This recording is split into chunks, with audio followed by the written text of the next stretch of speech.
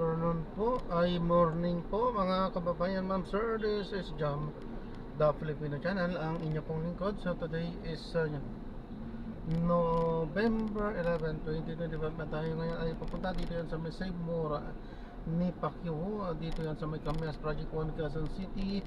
At dadalhin natin yan sa may Muang Thai, Malakas Street, Central Diliman, Quezon City po yan. Okay po, so magbabalik po tayo mamaya konti pag nakuha na po natin sa disclaimer naman po.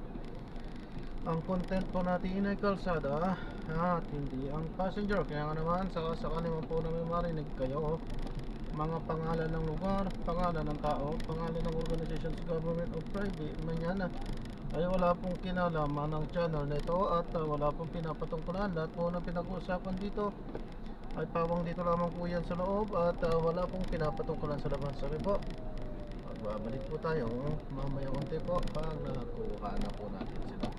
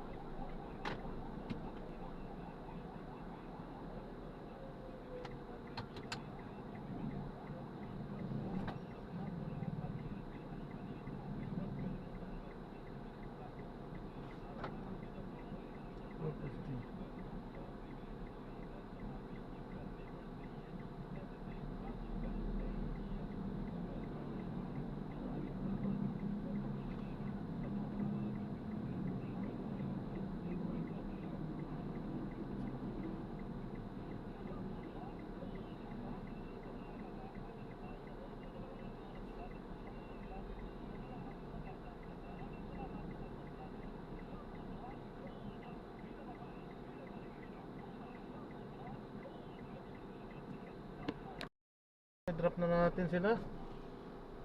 Maraming salamat po sa panonood. Hanggang sa muli po, ingat at God bless.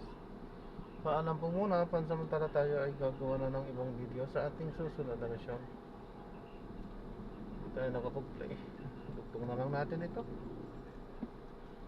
So ito yung kukunin natin dito yan sa may SSS East Avenue, Central Diliman, Quezon City, Peñahan,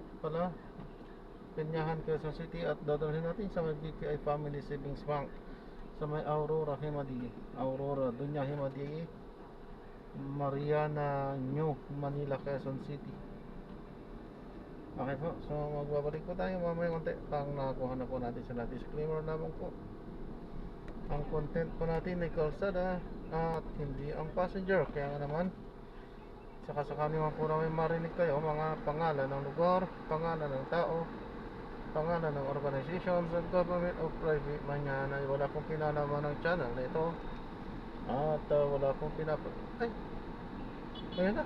So makinig tayo ng mga nagbabagong balita at mga talakayan.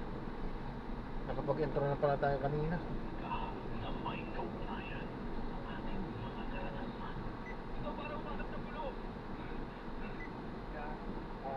Social media channel, Facebook Live at YouTube Live. Ayun, nakapa ko rin, no? At GSM Federal. Yung gusto din ako, ano pa ito? Just Daddy. Ano ba? Just laging Israel, partner. Pero syempre, hello din po, of course.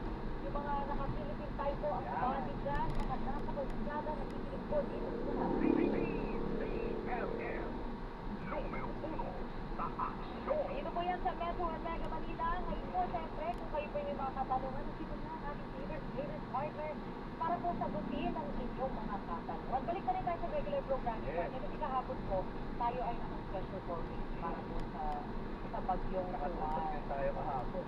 talaga nandito ka na din, partner. Akala ko tulog ka na na. Tayo sa tulog-tulog. Ay, sorry, sinasulat talaga. Basta po kayo po yung mga katanungan. Yung kahapon na gusto magtanong, hindi po namin na-accommodate. Now it's the time to send it. Mainit na po ang aming hotline. Open na po siya. Nag-ready po ba? 19278 at syempre po pwede kayo maging live caller sa 8924-4101 05-571-572 at 573. Kaya po, Pick up po. Oo, sa may labi ka, diretso ka. Tapos kaliwa ka dyan, na may plug roll. Sa ibabaw nun ha. Sige po. Sige po. Thank you po. Ulitin po namin yung Viber ha. yung dito, sila na ito po, 0919-278-8000. O mag-message Screenshot nila kayo. po yan para kasama kami ni partner line. Nakarinig lang bumili sa alin screenshot talaga nila yun, no? But anyway, tapos po naman ang mga hapon natin ang mga nangin ang ating lesson. Protektado ng batas ang mga karapatan mo. Hello, attorney! Okay mga kapamilya, ating pong pag-uusapan hindi mahita lalakayin ang mga batayan, pamantayan ang proseso sa pagdedeklara ng State of National Calamity. So kamakailan nga po ay ito'y pinirmahan, inaprubahan ng ating pong Pangulo dahil nga po sunod-sunod ang sakuna na ating po naranasan sa bansa partikular yung hagupit ng bagyong Tino na sunundan lang naman ngayon yung bagyong Uwan at yung mga nakraang mga lindol. So unahin po muna natin ang question po natin dito. Ano po ba sinasabi ng batas pagdating sa pagdedeklara ng State of National Calamity? Okay, una-una, partner, yung state of national calamity ay tanging ang ating presidente. Medyo bago-bago na bata. At Mga at dapat magamaranasan kapag po ang ating bansa ay under State of National Calamity. Pag napansin nyo, nagtataas po bigla ang bilihin. viruses na pwedeng makuha mula sa baha. Matindi ang tubig baha, kaya hanggang maaaring iwasan ang puso ito. Hugasan ang katawan ng tubig at sabon pagkaahon. Kung makakaranas ng sakna o masamang pakiramdam sa loob ng 1 hanggang 2 araw matapos lumusok sa baha kahit walang sugat, konsulta agad sa doktor o sa health center. Libre ang konsulta at reseta sa Government Health Center at may discount naman sa mga gamot na pang-iwas nito. Manatiling ligtas sa gitna ng tagulan. Ilang panara, nasa DCMM Radyo Patrol sa Estrella at DCMM. Ano, sa 87% na mas mataas ang kaso ngayong taon na 2025 kumpara noong 2024.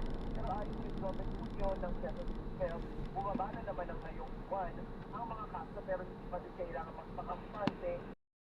Sergio ilang industrial establishment sa Concepcion, Cebu nasira sa pananalasa ng bagyong Tino. Flood control, nawasak din. Narito ang balitang kumpirmado sigurado mula sa Cebu, hatid ni Radyo Patrol, Christian Yusor. Christian, magandang hapon. Magandang hapon at ay dahil sa hindi nakaligtas ang ilang industrial establishment matapos mga dentistik para dahil sa pananalasa ng bagyong Tino dito sa dahil ng Concepcion sa Cebu. Bumagsak sa krigong 2 palapag sa gulali ng isang opisina at bahay na nasa loob ng isang warehouse ng mga production equipment dito sa barangay Dandan.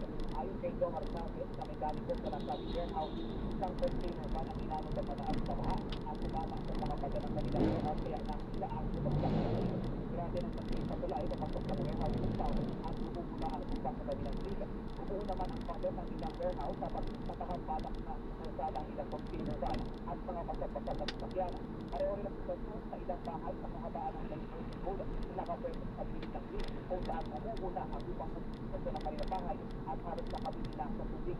May supply naman ang kuryente sa konsulasyon pero may ilang lugar pa rin sa bahay na walang tubig. Kaya dito lang sa warehouse ng kanyang amo ng distributor at kanyang pamilya dahil may different. Wala pa ano sila natatanggap na tulong dahil inuulang sa mga national center. At sa katunayan ay nilagpunta ang kanyang 2 at 7 years old na mga lalaking anak. Samantala yung flood control officer naman sa lugar ay nasiga rin sa malakas karanasan ng tubig. At sa katunayan ay ipagtapos yung isulagtura na 1 taon pa lamang nakalipas matapos gawin. Pero nasira na agad sa mga video ko nagsisin sa atin yung pagkasira sa mga bahagi ng flood control officer na magsisipisa ng proteksyon ng mga residente sa lugar.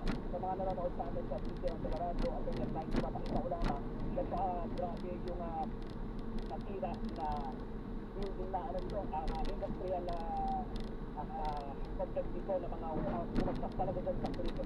Yung 2 palapag ng saling buti na lamang daw at walang mga tao sa saling na ito nang mangyari ng tao na baha. Kwento ng mga ilang residente halos kasuntaan ng isang bangko. Ganun pataas yung tubig na rin pagkasali sila ay mataas na area ito eh. At lubog yung pababa doon sa Midroad Dam, yung pagkasali itong bahay ng Concepcion, yung mataas na ragasa ng tubig. Sa ngayon ay Kasi po mo. para magkaroon ng access to Kaya po, gusto. nahirapan yung pagkakasali. So, na-drop na natin sila. So, maraming salamat po sa panonood. Hanggang God bless. Paalam po muna. Pag-samantala po.